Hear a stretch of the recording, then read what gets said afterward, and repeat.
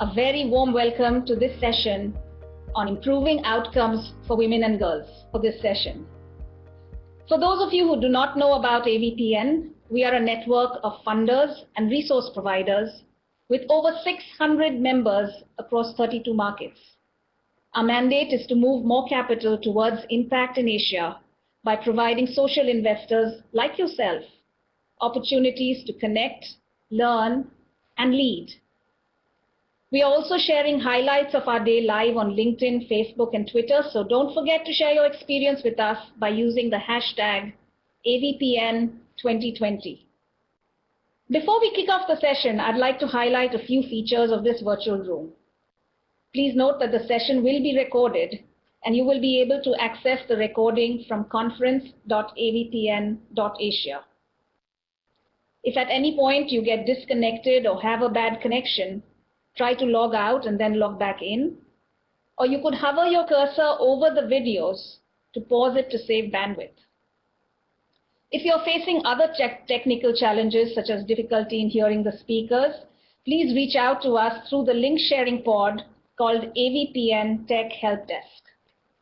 We will have time for a short Q&A, so please do type in your questions in the chat, which will come up the chat box once the session starts, and we will convey these questions to the speakers. Due to time constraints, we may not be able to get to all the questions. Please bear with us.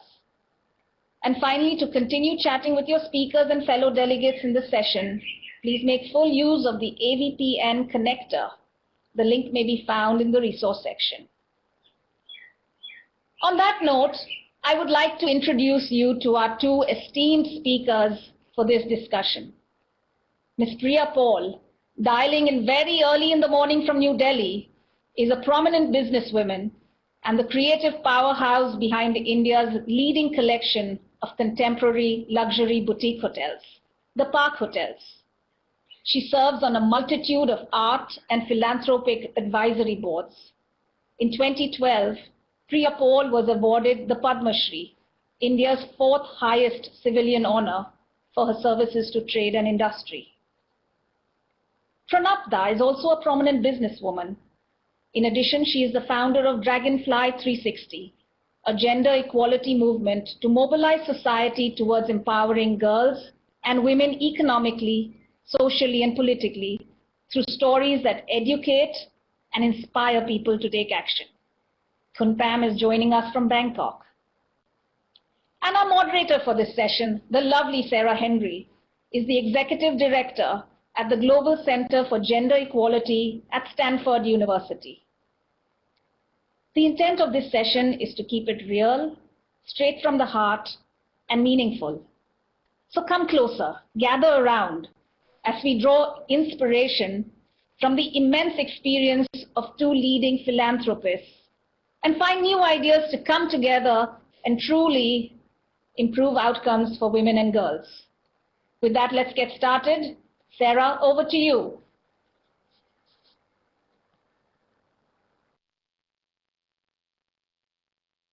Thank you, Pat. I'd like to start today by acknowledging that we are in a world of turmoil. From the global health and economic crisis brought on by COVID-19 to protests against the historic inequities that the pandemic has exacerbated. For example, in my own country, through the power of Black Lives Matter movement, many of us are rising in our awareness of the unique forms of violence that Black women face every day. I would never claim to be an expert on the lived realities of people of all genders in Asia, but one thing I do know is that in this diverse region, as in my own region in the Americas, gender inequalities continue to prevent individuals from living to their full potential. In every sector, from education to public health to agricultural development to sanitation, gender norms and gender inequalities create an uneven playing ground for more than half of the world's population. And it is in this uneven playing field that is often at the heart of why well-meaning development projects and the philanthropic investments that support them often fail to fulfill their goals. For more than 5 years, members of my team at Stanford University have been walking alongside some of the largest philanthropic organizations in the world to support them in accelerating the impact of their investments by ensuring that they address the underlying gender inequalities and barriers that may hinder the success of their investments. Our work has been grounded in the deep commitment to seeking the solutions to the most complex problems our societies face, from poverty to social and intimate partner violence to maternal and infant mortality to gender gaps in income. This requires new ways of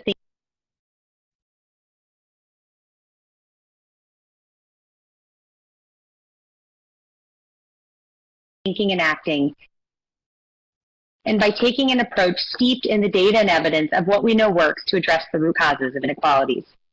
In my much from understanding what it takes, I truly believe that philanthropy has a catalytic and important role to play in amplifying the voices and work of those at the forefront of change. It requires humility, trust, listening to the innovators within communities to build solutions that work for them. And so with that, it is my pleasure to have this opportunity to serve as your moderator with this esteemed panel. Let's get started by getting to know them a little better. Priya, I'd love to start with you. Can you tell me a little bit about your journey to become a fierce advocate for gender equality and what led you to this path? Thanks, AVPN, for having me on this wonderful panel, despite the early hour. I mean, it's been a long journey, and of course, I'm a businesswoman, not really from the activist background, and I've reached a place which is very driven by activism and people from the field. So I think the genesis is really for anybody, that I was really empowered as a child and as a teenager, and I am the eldest of 4 children, and despite being from a kind of traditional business background, at that point, my parents never made any difference between a woman and a man or a boy or a girl, and pushed me to excel where I was going. And it was not that even the family business was going to be closed to me or my sister, if that's what we chose. So that was a very enabling environment, and then I also went to Wellesley College in the US, and that was again something which where I guess what you call a gender lens came into my head. I didn't really do anything that much, but I think everything that we did at Wellesley and everything that we heard was that that there are no barriers to you and your accomplishments, whether it's getting into space or to being in business or whatever else that you choose to do as a teacher or a professor or whatever else. So I think that was a very, very empowering, and I think those are the lessons that I had in me. So when I started working, I guess I had that in me, and so some of that being an advocate for gender and for women's rights in particular started at an early stage in the company, where I would look at things maybe in a different way. And certainly my company, APJs from the Park Hotels, was the first company to actually put a sexual harassment at the workplace kind of program immediately when the law came in 1997. And those were the early stages before what has gone on in the past 5-6 years. But in 1997 we put in, because the Supreme Court passed a rule, and I think that was quite radical, because we had a lot of sexual awareness classes, both for the male as well as female, and trainings. And I think that was how it kind of started. And then I went into the women's movement properly, which we'll talk about later. Thank you so much, Priya. Pam, I'd love to ask you the same question. To tell us a little bit about your journey and how you arrived at becoming such a fierce advocate for gender equality. I've experienced for a while, it's probably through my work. So I come from a background of a family business as well. We are in automobile parts, a very male-dominated industry. We work a lot with the Japanese. We're joint ventures in 50 companies with Japanese. And I never realized it that I actually was raised to be one of the boys. And I think all along, I didn't know that Priya was in Wellesley. I was nearby in Dana Hall. But, you know, you don't really think about these things when you're that much younger. But I think you hit a point, for me at least, as I worked from after graduating till I was almost 40. You could call it a midlife crisis, when I realized that I was not going to get anywhere simply because I was female. So in my experience, the sexism was I experienced it probably firsthand. I had 2 younger brothers, probably about 12 male cousins. I was the oldest and sitting on the board of my family business as the only person actually in my generation. And then one day my dad pulled me aside and he said, you know, we would love you to, we've groomed you, I know, to become CEO. And he said it with, I'm sure it really, really hurt him. But he said our joint ventures, who are Japanese, just simply will not accept a woman to be his successor. And I think that's when it just hit me. And I turned and I said, that's okay. I can do something much bigger, which is to become an advocate for gender equality. And that's what I started doing at this, but I'm loving it so far, and it's way nicer to be able to empower, educate, and give back through what I've learned through experiences. I was also educated abroad, so things that may be normal out in the West, you know, are still very much not normal in the East. And through the journey of setting up Dragonfly, and, you know, we're a sponsorship model, I've learned so much in terms of where we are, and we're still, you know, we're still nowhere.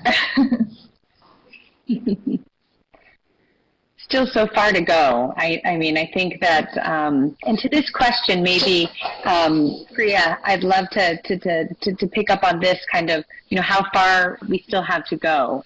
And I think I'd love to ask you the question of, you know, what does the world look like, or how is it different if you're successful?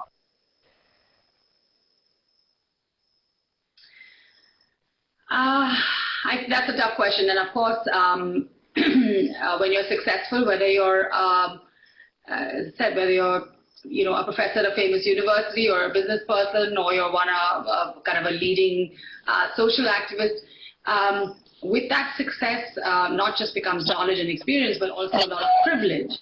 And I think one of the things is, when you're in that position of privilege, how do you use whatever resources you have to help other people? So I think, and a lot, number one. And number two, I think success, a lot of people look at that success and think, you know, oh my God, you know, like they don't look at a lot of the hard work and the many, many years that go behind that. And there's a lot of that. So it's, you know, it's privilege, it's using your resources, and I think that's whether you have wealth or you have other resources. I think for all of us, you have to give back and, you know, be part of the community. Very much agree, Priya. And I think that partially too what you're saying, both in terms of your own journey to how you've arrived, but then also how you're using your platform to kind of bring in others, is incredibly important. And going back, Kumkam, I'd love to ask you the same question. I mean, I think kind of through your experience, and I can't imagine being in the position of being groomed to take over the company, to kind of be at this pivotal moment when you think that that's this moment of maybe arrival, to then kind of essentially have to step back and reimagine to say, no, my place will be in making the world a better place for other women and girls and for better gender equality. When, not if you're successful, when you're successful, similar to Priya, how is the world different because you've succeeded?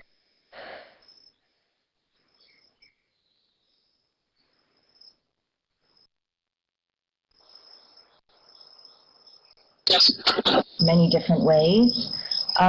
For me, just my small success is just being able to empower just people around me. You know, it could be my niece, it could be the help, it could be just the people in my company. But obviously it would mean that the world would be more equal. And I really, really believe that if we can change the next generation. So for me, seeing that 2 decades have gone by and, my niece and the kids that are 10 and 12 are still going through the exact same problems that I went through, which is, being told that women shouldn't be too strong, they shouldn't be too smart, they shouldn't be too intelligent because it's considered unattractive. I think those are the things that need to go away. So the minute we see change in the younger generation, which are the future, to me, that's a success.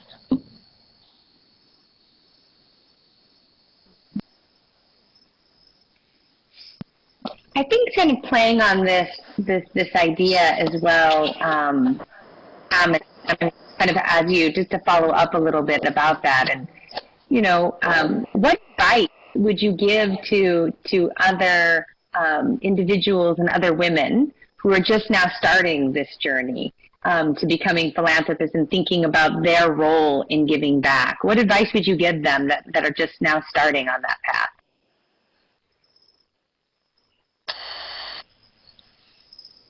Sorry, was that a question for me? Networking is extremely important. Using your resources, like Priya said, is extremely important. Don't be shy with what you've been given. In fact, use it with all might and power that you have, the network that you have.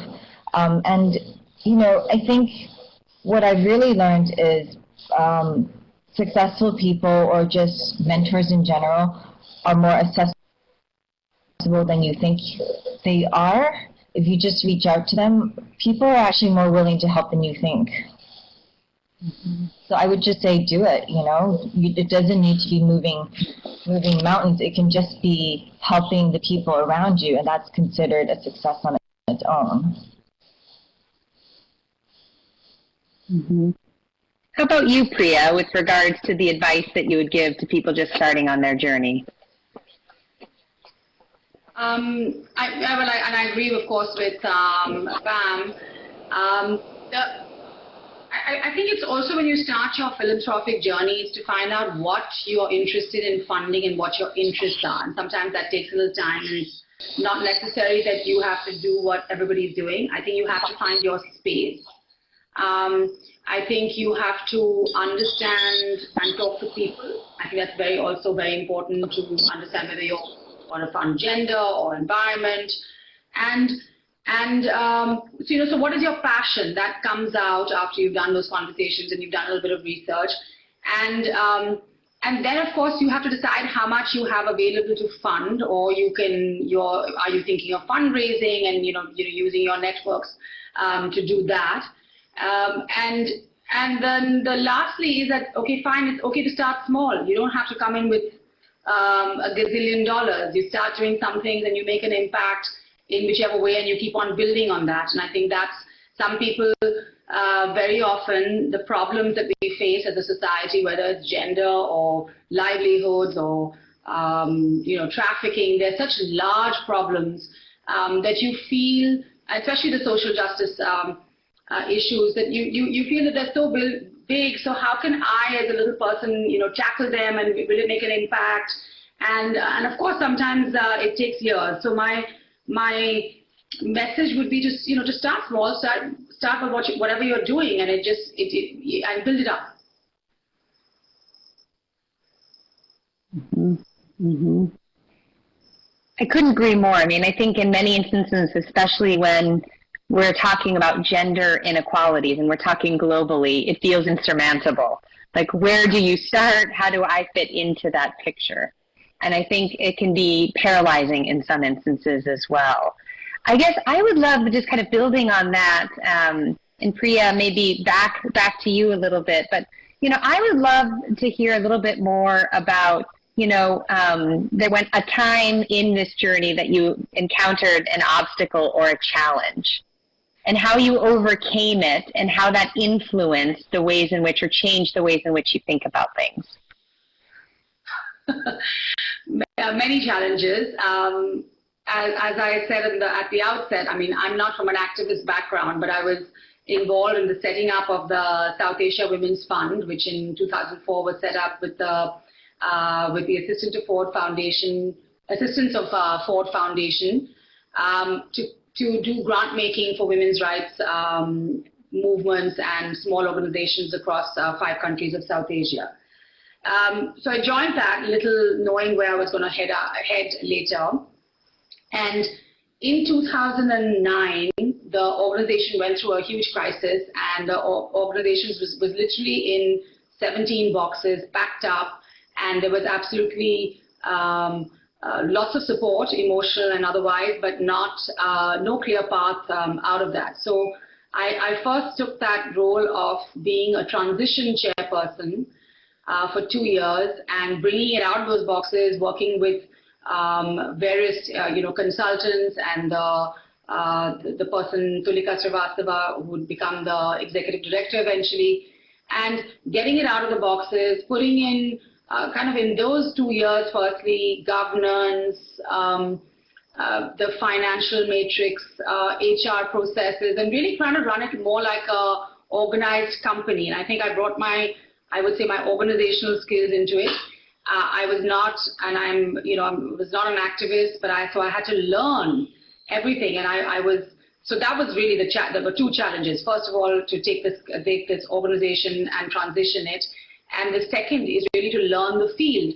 And the field is, first of all, of course, a lot of them must have been wondering who is this woman sitting over there? She doesn't know anything about what's happening with gender and justice in the field, and that's clearly I'm not from the field. So one of the things was to also let it go and let the team of experts and the people that we work with, let them do the work and empower them to do it. It was not my job to kind of second guess what they were doing, but certainly put in better monitoring, field reports, things like that, which I felt, and I had experience in another arts organization in doing those grantee reports and things like that. So I think I was able to transcend both those organizations.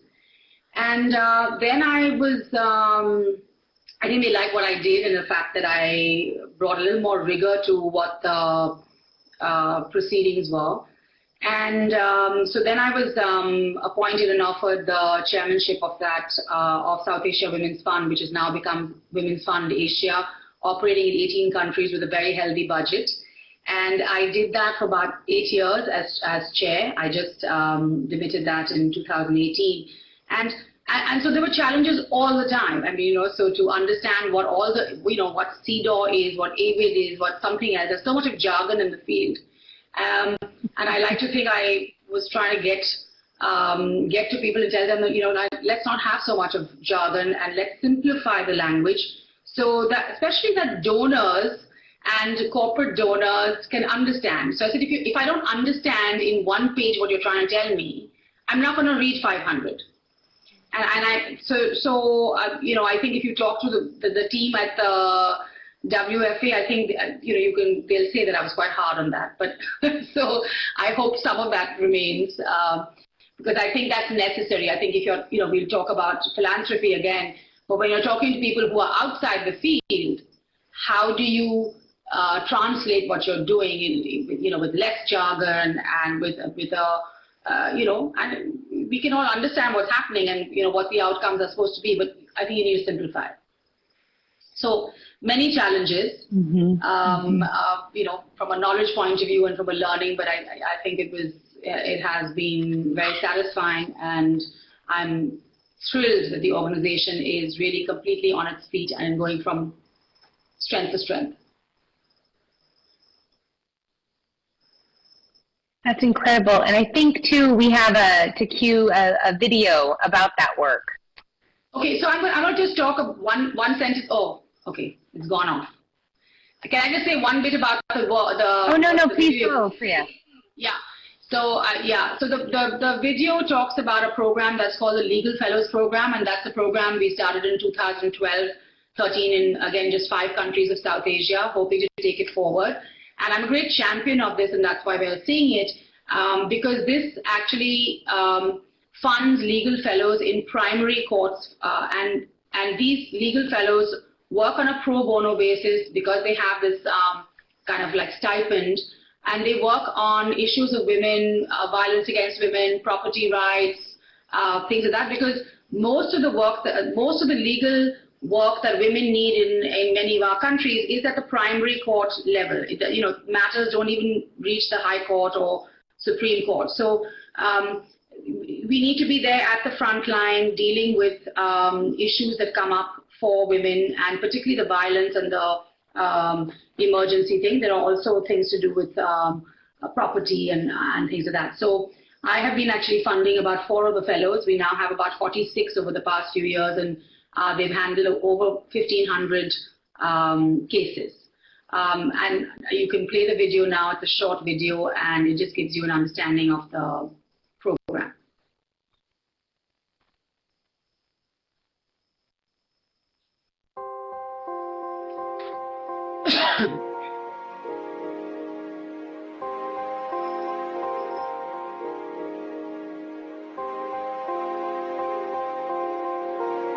There are 2 founding reasons as to why we designed the Legal Fellowship. One is there is a serious gap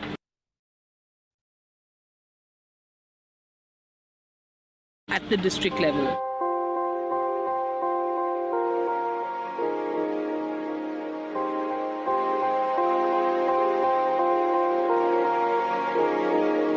The entire goal of justice keeps getting defeated because at the very beginning there is no one to support women litigants, and there is no one to support women who are in difficulties with law.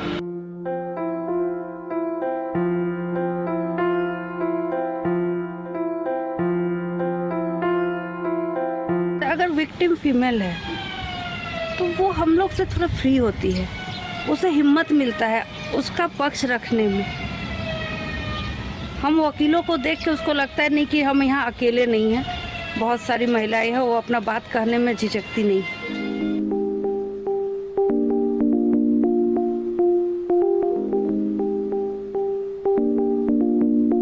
When we were talking about this vision to our donors, we actually had Priya Paul, Padma Shri Priya Paul, commit immediately to supporting at least 4 of the India Fellows. After getting exposure with the other regional contexts, I have learned to myself that there is lots of responsibilities involved as a women lawyer, and also towards the society, and at the same time in order to protect the human rights.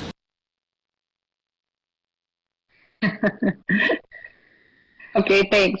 Well, Priya, a lot of stuff came through for me in watching that video about how you were saying too, and I really appreciated the moments as well when they talked about that you immediately jumped in as a philanthropist to be able to say, I've got this and I support you. And I think that comes a lot to what you were saying previously about being unafraid to jump in, know your strengths. And I also greatly appreciated, I think a lot of times not only is it the gravity or the size of the problem that sometimes feels intimidating, but sometimes we've created these micro spaces of activists or gender equality experts with tons of jargon around it.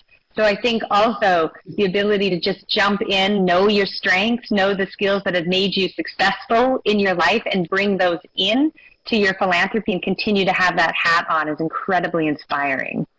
Pam, I'd love to ask you to talk a little bit more about kind of how have networks played an influence, or how have you leaned on others in your journey as a philanthropist?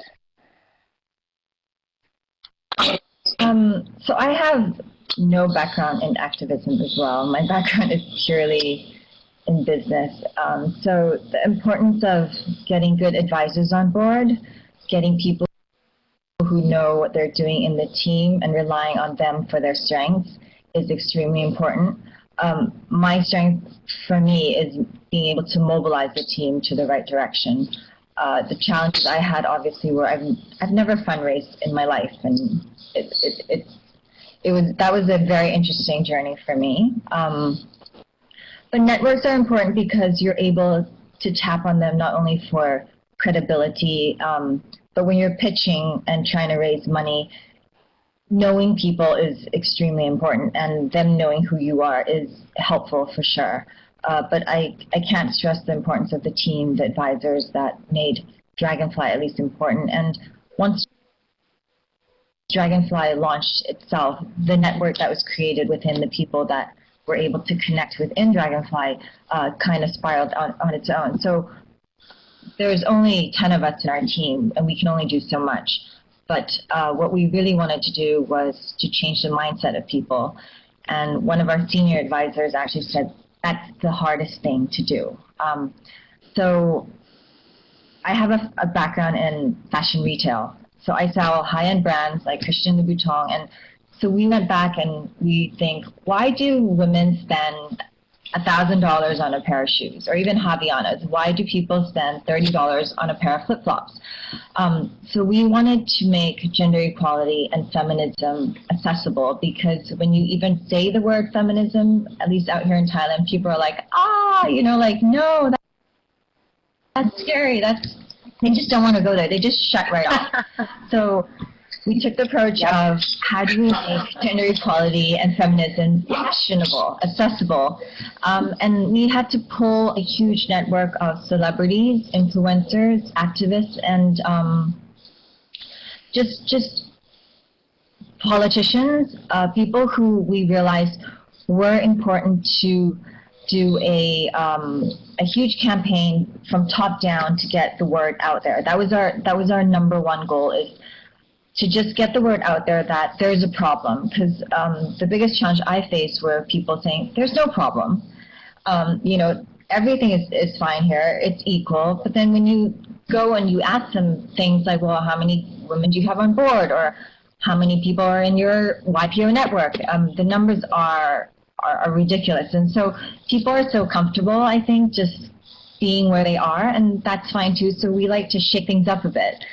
So with the creativity and innovation that we had, we basically talked about everything from domestic violence to rape to just very uncomfortable topics, but we made it very accessible, because we realized a lot of people really just shut out when they hear things like that, because it doesn't relate to them today. Like, they may feel really upset about it, that go on and have tea.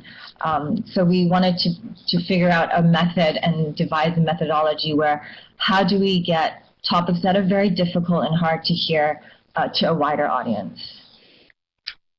Mm-hmm. And Pam, I really appreciate the point too about building a broad coalition of people alongside. I mean, I don't know if there's a little bit of a delay on my end, but I had a huge smile on my face and giggled when you say, when you use the word feminism, and you can see kind of everybody's hackles go up and everybody feel very uncomfortable because it has certain connotations and people don't see themselves in this. And I wanted to take a question from one of our audience members that was asking around, what do you think the role of the everyday man is in gender equality? And maybe first, Pam, to you, and then Priya, I would love to hear your thoughts on that as well. Okay, Priya, maybe while Pam is establishing her sound, Priya, I'd love to hear kind of to the audience member question around how do you involve men? What is the role of men in the fight for gender equality? Well, I think men are central to it, men and boys, and it's a question of how you educate, or in one sense re-educate boys and men to be part of the solution. And it's not necessarily that just men are part of the problem. In traditional countries, it's older women and who need to be kind of have little resets in their reset in terms of how they look at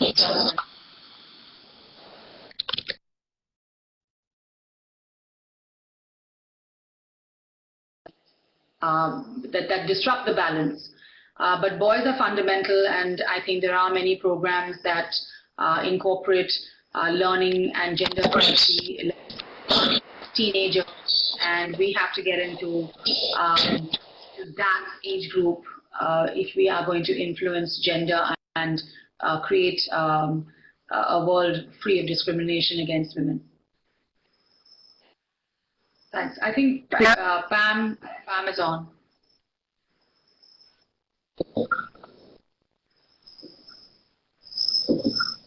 Hi, was that question about men? Yes. Yes. Men are half of the solution. We are in such a patriarchal society that if we don't get the men on board, it's never going to go anywhere. At least on my end and on my journey, every single decision maker who supported Dragonfly was actually a man. And we also realized that in school that we have to start. Sorry. Can you hear me? I can. Yeah, we have to start really early from young in school as well. But I think to your question for gender equality and how men need to be involved, they really need to be huge supporters, at least in a country like Thailand where it's so patriarchal.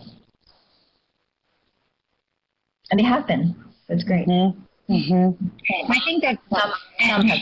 Yeah. Well, I would love. I know, Pam. We have a video to talk a little bit that shows a little bit about Dragonfly. So why don't we take a quick look at that?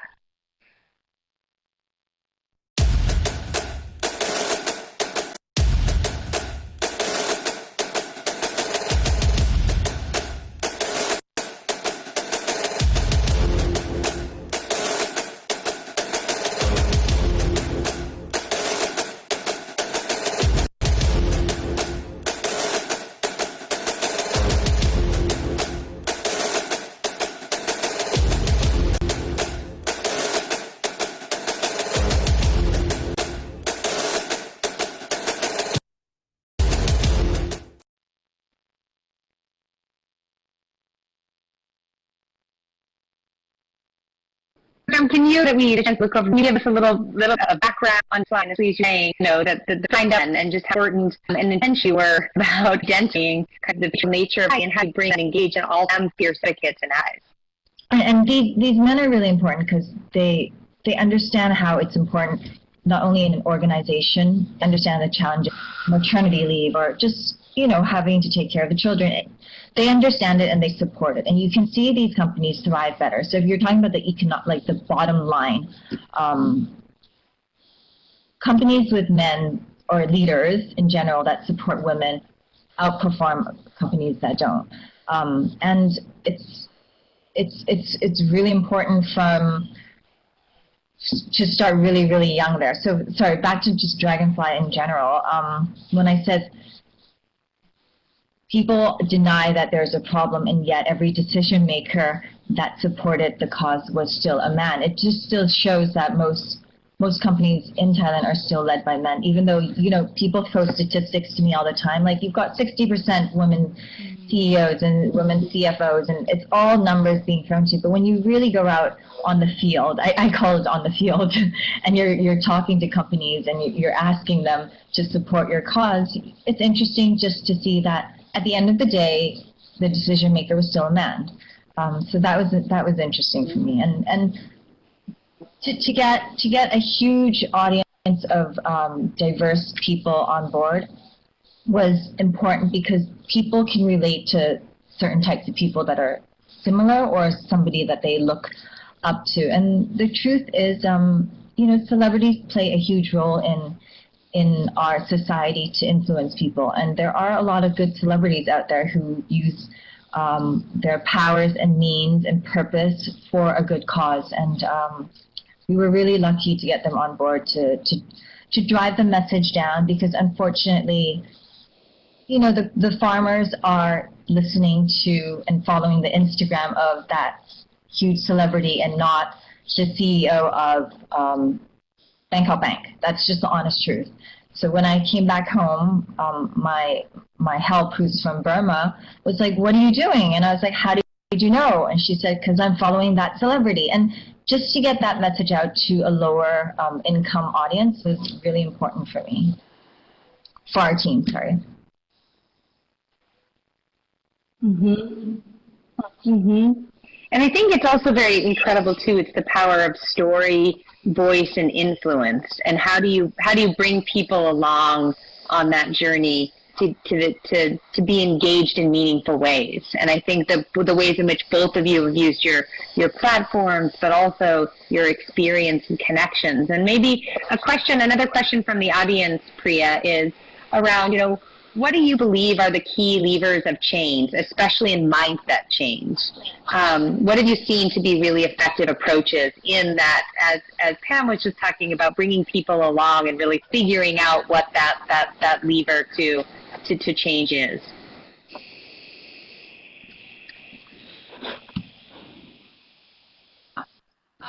Okay.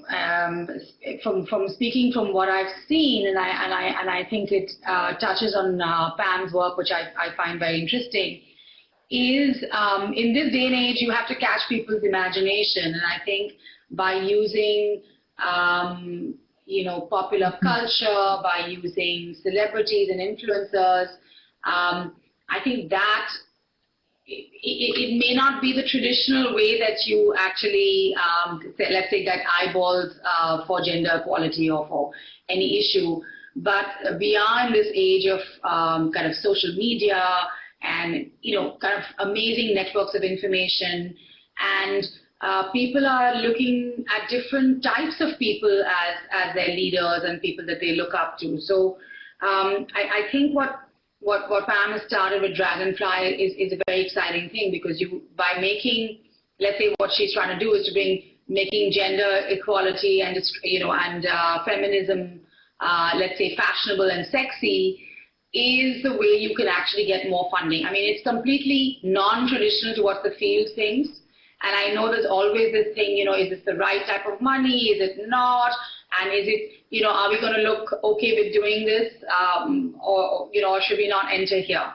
But I work with another organization in India which is against domestic violence, and it's called Breakthrough, which operates between the US as well as India, and they use popular culture, music, kind of advertising and rap even, to get their message across to teenagers, adolescents, and people in small villages in India. So they do incredible work. So I think you have to understand who you're speaking to and really speak in their language. Otherwise, you're not going to get anywhere. So it's and I completely agree with Pam that when you use feminism sometimes in fundraising is the F word. So you have to understand who you're talking to and where your people are. So the moment you say that, feminism, it scares people. They just don't understand it. But if you reword what you're trying to say, whether it's to a kind of a corporate philanthropist or an individual, and make them understand. I mean, and simplify it.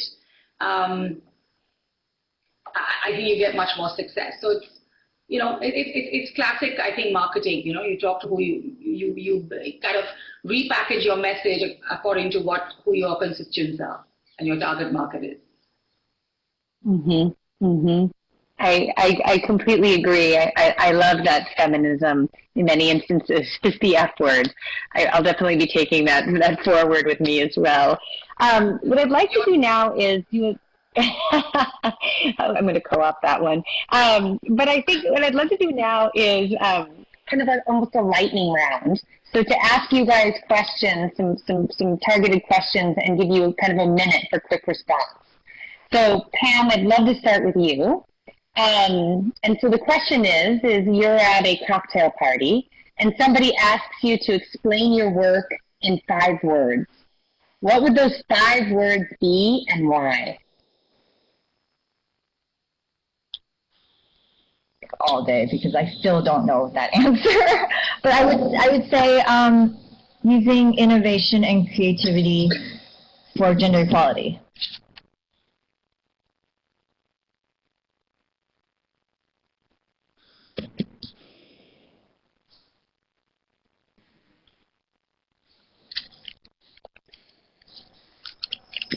Should I go?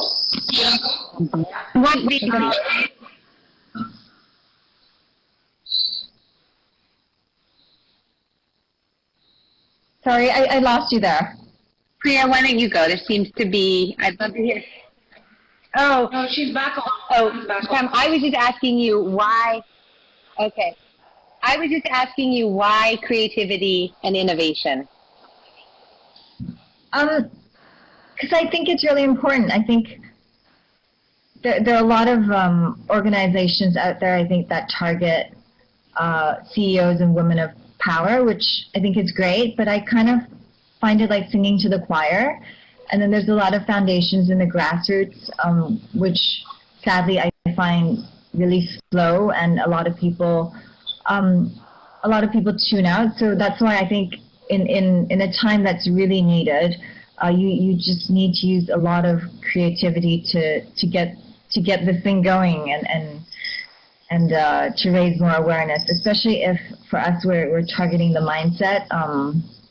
I think innovation and creativity are really important ways to do it. There's just so much content out there. There's so much, even especially because of COVID, there's so much virtual content out there. So how do you distinguish yourself? And people now have ADD. Like, you can't sit in front of the computer without having 10 screens open for more than 5 minutes. So how do you capture your someone else's attention? So that requires a lot of thinking, I feel. Yeah, I agree. Priya, what would be your 5 words and why? Of course, it depends on which cocktail party I'm in. So it depends on which hat I'm wearing for that evening. But I think if I was, in the right space and with all my social activist friends, my work in this area is really, I thought about that, is to bring empathy and my organizational skills to affect and to end discrimination against women.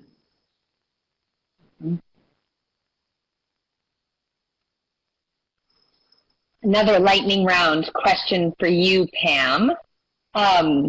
Who most inspires you currently, and why?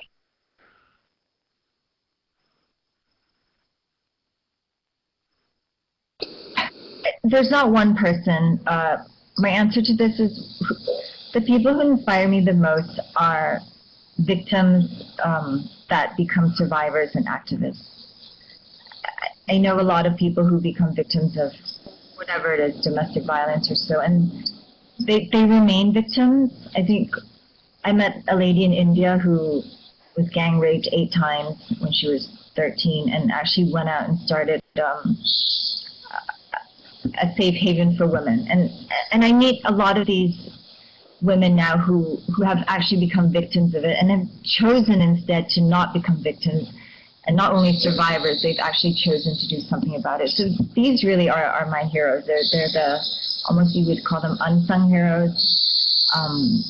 And they're great. They're people who have gone through things that I would never imagine going through and surviving. And when you see that they do, and they still have that spark and that fire, and they continue to fight and protect for other people, like, they really are my heroes. Mm-hmm. Priya's my hero now. I'm adding her to my list as well, both of you. Priya, how about you? Who inspires you and why? Okay. Different people inspire me at different times, and it depends on what I'm looking at. But I think I like to think that I learn from every single interaction, and there's so many people doing interesting things and providing leadership. But currently, of course, because of this whole kind of COVID crisis, I think what has been fantastic for me to see is how people, and even some people I know, have just come up and started just fundraising and helping with their hands and giving to people across the country. That we've had a huge situation of labor and women and other people just being homeless and out of jobs. So I have found that very inspirational in the past 2 months, and I'm really looking at how not just when I can help them, but I think they are inspirational. So just talking about their stories, and I think that's been very, there'll be people working with transgender communities, with people, with craft people, with and just normal kind of laborers who are without a job or without a home and who are walking for miles to get to their country homes.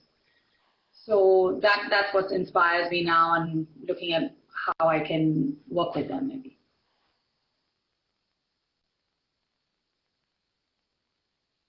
Incredible. And I think I have time for one last question, and I think to hear from both of you. I think my last question to both of you is, now we've now, I think, captivated 254 people that are currently in the conversation with us at this wonderful fireside chat. But what parting advice would you give to them? What's 1 minute's worth of wisdom that you'd really like them to take away from this?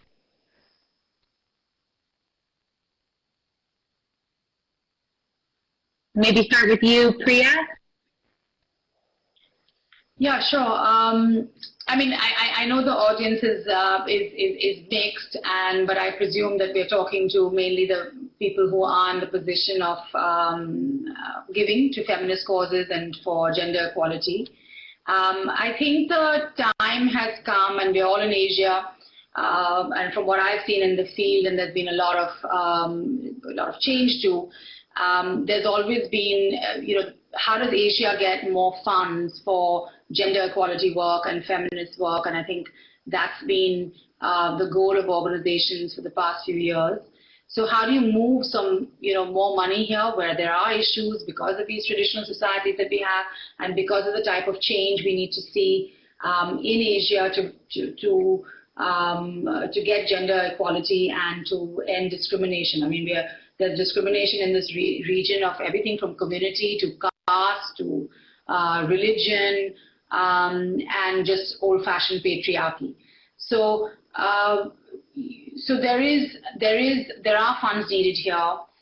There are networks that are available here. There are organizations, and I think actually, when you're giving to feminist organizations or women's, you actually should look at organizations that are run by women, because I think it's women in the field and women who run those who really know what's happening at the grassroots level, at the city level, or where women's needs are. So I think women and trans women, I think that's now the whole kind of field name. So so bringing money to women's organizations is very, very important at this stage. So that would be my take home. Thanks, Priya. How about you, Pam?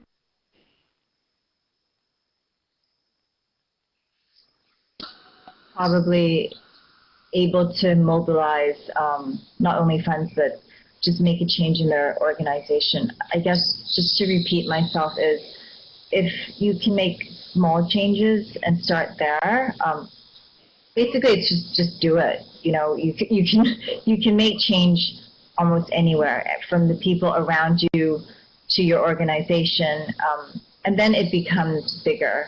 Like corporations have at the leading position, you can make so much changes just within your organization already, and hopefully that creates a snowball effect.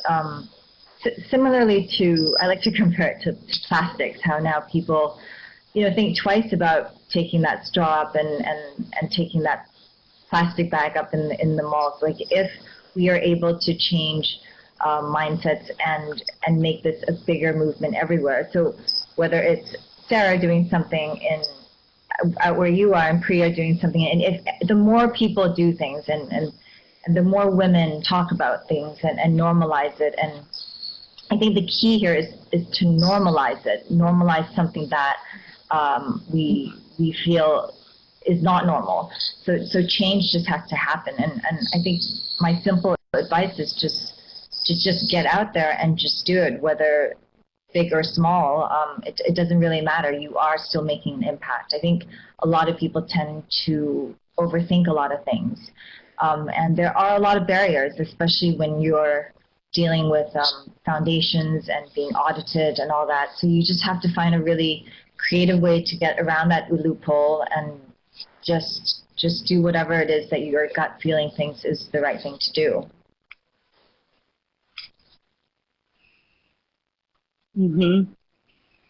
Well, I first of all, I'm incredibly humbled and honored to be able to serve as your guys' moderator today. And I'm going to take a quick stab at my high-level takeaways from this conversation.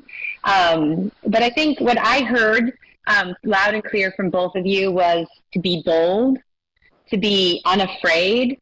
I think, Pam, you used this phrase twice, which I love. Just do it. Don't be afraid in action. You know, you're going to. Priya, I think you spoke really eloquently about the fact that you're going to make mistakes, but believe in yourself and bring the skills that you have to the table. I also, I loved that, make this work accessible, make it relatable to people. Break down the mystique around the F word. And how does it relate to people's lives and their own realities, I think is really important in building a broader coalition that,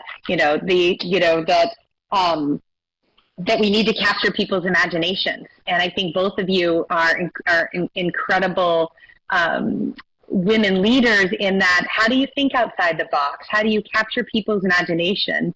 How do you get people into the fold? Isn't this something that potentially seemed overwhelming or not their space?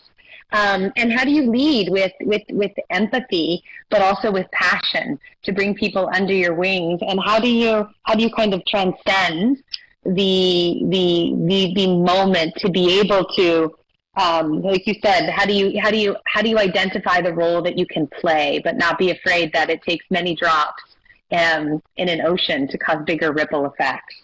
And I think that just the overarching message that all of us have something to contribute, to be part of the solution, and whether that be making a smaller contribution within our companies, giving what we can to organizations that are on the front lines of these issues. So I'm just incredibly grateful to have the opportunity to moderate with both of you, and I'm just excited to see both where you take both of the exciting work and incredible work that you're doing. And I will pass it back over to the MC. Thank you, Sarah, Priya, and Pam. What an insightful conversation. I think it's so powerful to hear the three of you from different parts of the world connecting with so much empathy and passion on this cause. We hope we can further drive the momentum through networks and collaboration, and maybe, just maybe, it will be sooner than the 208 years that Melinda Gates has spoken about that we will achieve gender equality. Between the Adobe Connect platform and the Zoom platform, we had almost 600 people joining this conversation. That's wonderful, and we are grateful to the support of our lead partners, the Chandler Foundation, Stockholm Environment Institute, and Yidan Prize Foundation, as well as our knowledge partners, Ford Foundation and SPS. To continue chatting with your speakers and fellow delegates, please make full use of the AVPN connector. The link is found in the resource section. Here you will always also find links to the new gender platform, a platform where you can identify synergies with our members to scale gender equality, connect with women-led enterprises, as well as share your blogs, case studies, and success stories. Do share your highlights of this session on social media and remember to tag us using the hashtag AVPN2020. Thank you once again. The conference continues at 12 p.m. Singapore time with a session on scaling impact through collaborative philanthropy. We look forward to seeing you there. Thank you again, Sarah, Pam, and Priya. That was both insightful and inspiring. Bye for now.